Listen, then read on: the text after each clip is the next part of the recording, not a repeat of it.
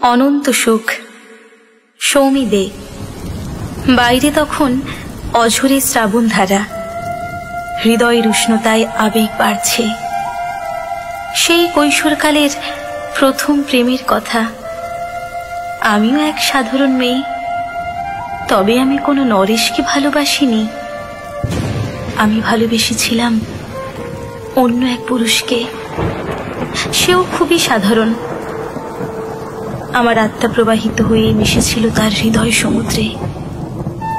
তবে তার কাছে নিজেকে পুরো সমর্পণ করা আর হয়নি। সে হারিয়ে গেল। আগেই তো বলেছি রবি ঠাকুর, সে তোমার নরেশ ছিল না যে হারিয়ে যাবে কোনো এক অজানা তরুণীর মায়াবী দৃষ্টিতে। সে হারিয়েছিল কালের চক্রে। শরীরে বাসা বেঁধেছিল কাল ব্যাধি, কিন্তু ভালোবাসা এখনো জীবন্ত সত্য হয়ে বেঁচে আছে আমার হৃদয় জুড়ে। ভালোবাসা তো দুঃখের সারে আরো ভালো ফলন দেয়। রবি ঠাকুর, আমার ভগ্ন হৃদয় আর স্তূপাকার দুঃখের ওপর সযত্নে প্রতিষ্ঠা করলাম তোমার একটি ছবি। ছোট্ট প্রদীপ জ্বালিয়ে দিলাম। ওটুকু আলোই তখন আমার কাছে উষার আভাস। শুরু হলো আমার তপস্যা।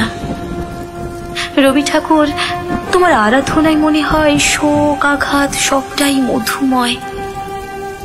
তার মাঝেও নির্জনে বিষাদময় চোখের কোণে যেন উড়ন্ত ধূলিকণা চোখের পাতা ভেজায়।